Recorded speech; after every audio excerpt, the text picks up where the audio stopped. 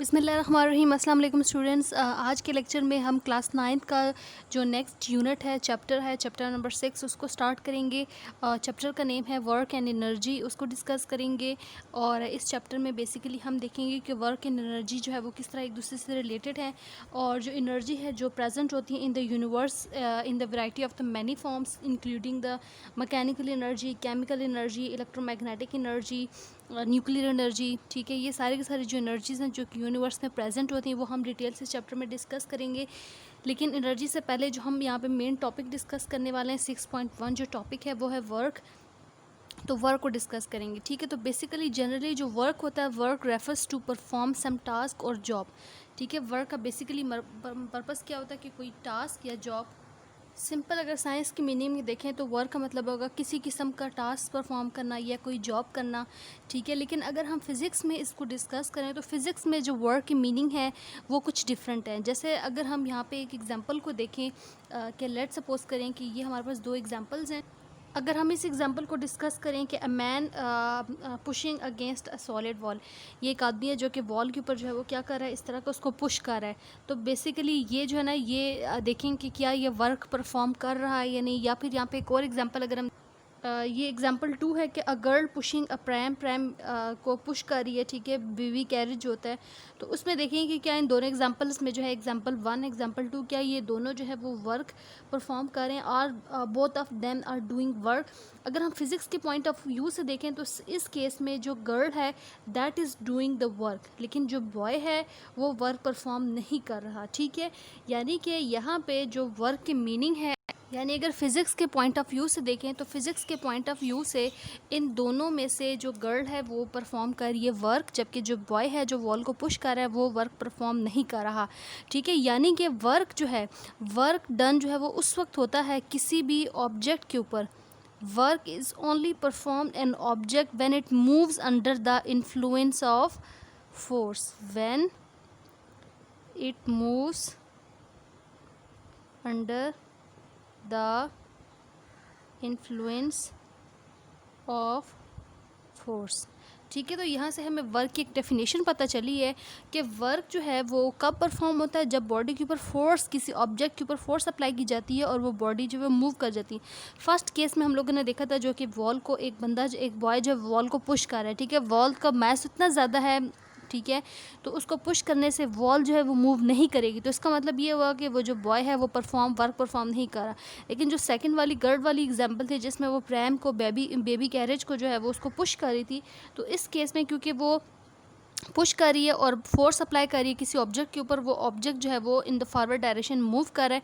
तो इसका मतलब ये होगा कि एग्जांपल 2 में जो गर्ल है that is only performing a doing a work. ठीक है, तो यहाँ से हमें ये पता चला कि वर्क जो है वो उस वक्त परफॉर्म होता है, वर्क डन उस वक्त होता है जब क्या हो, when objects move under the influence of the force. ठीक है, या work is set to be done when a force displacing a object in its own direction. ये हम उसके आगे डायरेक्शन की भी बात करते हैं कि जो फोर्स और जो डिस्टेंस की डायरेक्शन है वो कैसे होनी चाहिए। ठीक है, तो यहाँ पे हम एक फिगर ड्रॉ करते हैं।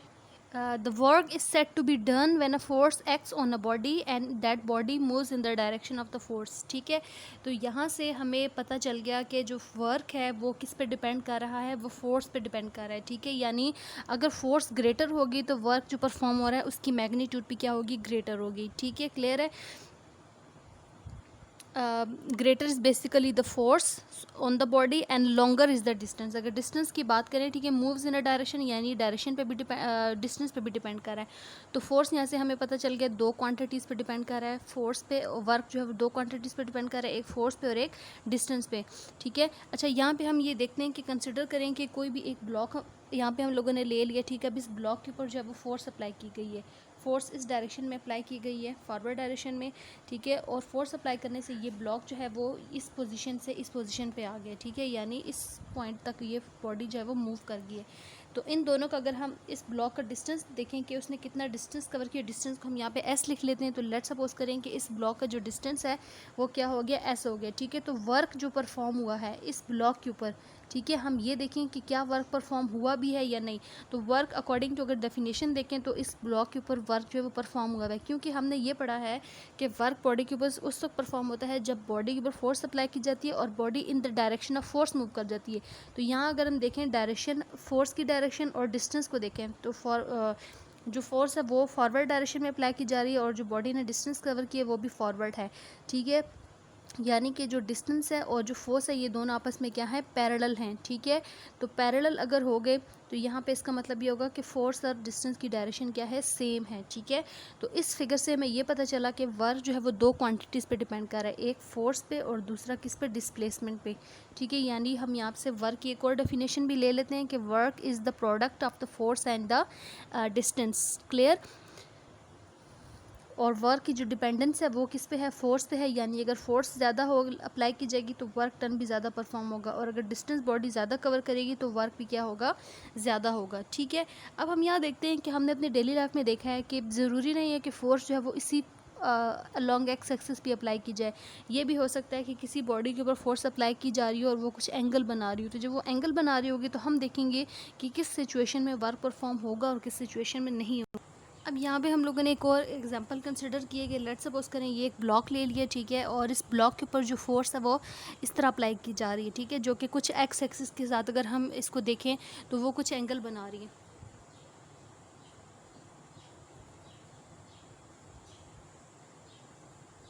ठीक है, ये हमने इसको अगर रिजॉल्व कर लेते हैं, अगर फोर्स को हम रिजॉल्व कर दें उसके परपेंडिकुलर कंपोनेंट्स में, हमने ये देखा है कि अगर कोई फोर्स जो है वो एक्स वाई प्लेन में कुछ एंगल यहाँ पे बना रही होती है तो उसको दो कंपोनेंट्स में, परपेंडिकुलर कंपोनेंट्स में हम रिजॉल्व कर देते हैं। एक होता है उसका हॉरिजेंटल कंपोनेंट एफ एक्स, ठीक है, और दूसरा जो होता है उसका परपेंडिकुलर कंपोनेंट होता है जिसे हम कहते हैं एफ वाई, ठीक है। तो यहाँ पे भी अगर हम देखें जो एक्स डायरेक्शन में फोर्स का कंपोनेंट है उसे हम एफ एक्स कह देंगे, क्योंकि एंगल थीटा यहाँ पर फॉर्म हो रहा है। तो एंगल के साथ जो कंपोनेंट होता है फोर्स का वो हॉरिजेंटल कंपोनेंट होता है, तो ये एफ एक्स हो जाएगा। और ये वाला जो कंपोनेंट है इसे आप क्या कहोगे, this is F Y, this is the perpendicular component, ठीक है। अब हम देखना है कि डिस्टेंस, फोर्स अप्लाई करने की वजह से जो ब्लॉक है उसने इस तरह डिस्टेंस कवर किया फॉरवर्ड डायरेक्शन में, ठीक है। अब हमने ये देखना है कि इसमें से कौन सा वाला फोर्स का जो कंपोनेंट है, यहाँ हम अगर इन दोनों फोर्स को लिख लें उनके कंपोनेंट तो आ जाएगा F X is equal to F cos theta, और अगर परपेंडिकुलर कंपोनेंट को लिखें तो हो जाएगा F is equal to F Y is equal to F sine theta, ठीक है। अब हमने ये देखना है कि इसमें से ये वाला हॉरिजेंटल कंपोनेंट जो है वो वर्क की वजह से वर्क परफॉर्म हुआ है या फिर ये वर्टिकल कंपोनेंट की वजह से वर्क परफॉर्म हुआ है। तो वर्क अगर हम देखें तो वर्क जो है वो जस्ट उस हॉरिजेंटल कंपोनेंट की वजह से जो है वो वर्क परफॉर्म होगा, ठीक है। यानी कि क्यों, इसकी क्या रीज़न है, देखें इस केस में अगर हम देखें तो जो एफ एक्स है और जो डिस्टेंस है ये दोनों इन फोर्स जो है वो इन द डायरेक्शन ऑफ क्या है, फोर्स अप्लाई की जा रही है बॉडी के ऊपर इन द डायरेक्शन ऑफ द, जो बॉडी है मूव कर गई इन the direction of the force. यानी एफ एक्स और एस को अगर देखें तो ये दोनों पैरेलल हैं, ठीक है, इन दोनों की डायरेक्शन सेम है। तो हमने ये डेफिनेशन में ही देखा था कि बॉडी के ऊपर वर्क जो है वो उसी वक्त परफॉर्म होता है जब बॉडी के ऊपर फोर्स अप्लाई की जाती है और बॉडी जो है वो इन the direction of the force move करेगी। तो यहाँ पे जो बॉडी है वो इस फोर्स की वजह से, यानी ये वाला जो फोर्स का कंपोनेंट है एफ एक्स, इसकी वजह से फॉरवर्ड डायरेक्शन में मूव कर गई है, ठीक है। तो इसलिए जो वर्क परफॉर्म होगा वो इस कंपोनेंट हॉरिजेंटल कंपोनेंट की वजह से होगा, और हम यहाँ पे लिख लेंगे W is equal to F X multiply S, ठीक है। एफ वाई जो है वर्टिकल कंपोनेंट, और अगर एस को देखें तो ये आपस में परपेंडिकुलर आ रहे हैं, इनका एंगल जो है वो 90 है, ठीक है। तो ये वाला कंपोनेंट की वजह से वर्क परफॉर्म नहीं होगा, जस्ट हॉरिजेंटल कंपोनेंट की वजह से वर्क परफॉर्म हुआ और बॉडी इस फोर्स की वजह से फॉरवर्ड डायरेक्शन में मूव कर गई है, ठीक है। तो यहाँ पे जो वर्क होगा वो हम लिखेंगे work is equal to F X multiply S. और इसमें अगर हम यहाँ पे वैल्यू पुट कर दें एफ एक्स की वैल्यू क्या है, एफ कॉस थीटा, तो आ जाएगा F cos theta multiply S. अगर आप इसको एक फॉर्म में लिख तो उसको हम ये लिखेंगे W is equal to F S cos theta, तो यहाँ से हमें वर्क की एक और डेफिनेशन पता चल गई कि वर्क जो है वो यहाँ पे कितनी टर्म्स पे डिपेंड करता है। वर्क जो है वो यहाँ पे उसकी जो डिपेंडेंस है कि वर्क कब परफॉर्म होगा वो 3 टर्म्स पे डिपेंड कर रहा है। एक तो फोर्स पे, दूसरा किस पे डिपेंड कर रहा है, एस जो है वो डिस्टेंस है या डिस्प्लेसमेंट भी कह लें, ठीक है, क्योंकि लीनियर है तो डिस्प्लेसमेंट भी लिख सकते हैं। और तीसरी जो टर्म है यहाँ पे थीटा पे डिपेंड कर रहा है। Theta is basically angle. तो वर्क जो है वो इन 3 टर्म्स पे डिपेंड कर रहा है, फोर्स पे, डिस्टेंस पे और एंगल पे, ठीक है। अब हम यहाँ पे देखते हैं फोर्स की हमें एक और डेफिनेशन पता लगी कि work is done when a force act on a body and that body is displaces in the direction of the force. या हमें दूसरी डेफिनेशन पता चल गई कि work is the product of the force and the distance, ठीक है। तो इसकी डिपेंडेंस इन तीनों टर्म्स पे है। और वर्क की अगर हम यहाँ बात करें तो वर्क जो है वो एक स्केलर क्वांटिटी होती है, ये वर्क की कोई डायरेक्शन नहीं होती है, ठीक है। तो ये जो एंगल है, ये जो एंगल आ रहा है थीटा, ये एफ और एस के दरमियान में है, फोर्स और डिस्टेंस के दरमियान में। वर्क एक स्केलर क्वांटिटी है और उसका जो है वो कोई भी डायरेक्शन नहीं होती। वर्क की अगर हम यूनिट की बात करें, ऐसा यूनिट की वर्क की अगर यूनिट की बात करें तो वर्क का यूनिट क्या होगा, बेसिकली वर्क जो है वो फोर्स पर डिपेंड कर रहा है तो फोर्स का यूनिट न्यूटन होता है, मल्टीप्लाई एस जो है वो डिस्टेंस होता है, डिस्टेंस का यूनिट क्या होता है, मीटर। तो वर्क का जो ऐसा यूनिट है वो क्या हो गया, न्यूटन मीटर। और न्यूटन मीटर जो है वो also equal to joules.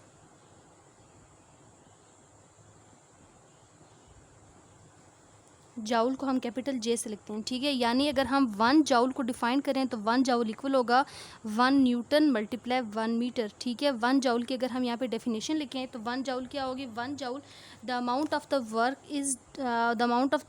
Is 1 joule when the force of the 1 newton displaces a object through 1 metre in the direction of the force.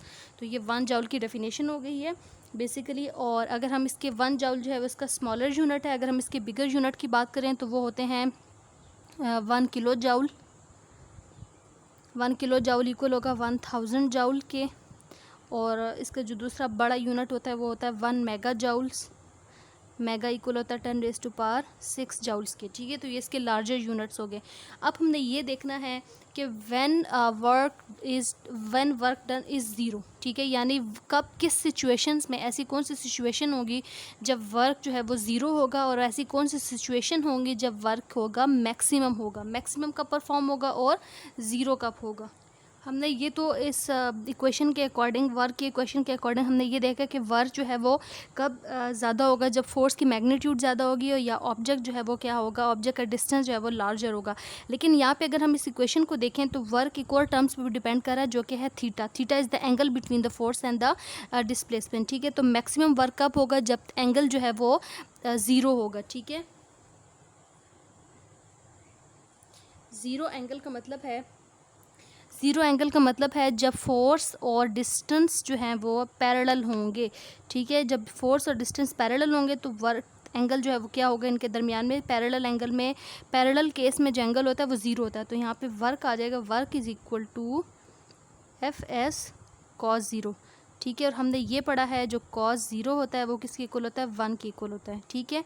तो कॉस ज़ीरो 1 हो गया तो यहाँ पे आ जाएगा एफ एस, यानी वर्क की जो मैग्नीट्यूड है वो क्या हो गई, ग्रेटर हो गया। अब हमने ये देखना है वो कौन सी सिचुएशन है जिसमें वर्क जो है वो ज़ीरो होगा। हमने यहाँ पे ये देखना है कि व्हेन वर्क इज़ ज़ीरो, ठीक है। वर्क क्योंकि 3 चीज़ों पे डिपेंड कर रहा है, तो इसमें से फर्स्ट चीज़ है फोर्स। अगर फोर्स को ज़ीरो कर दें, अगर फोर्स को हम यहाँ पे ज़ीरो कर दें, अगर फोर्स ज़ीरो हो जाती है तो वर्क क्या हो जाएगा, work is equal to zero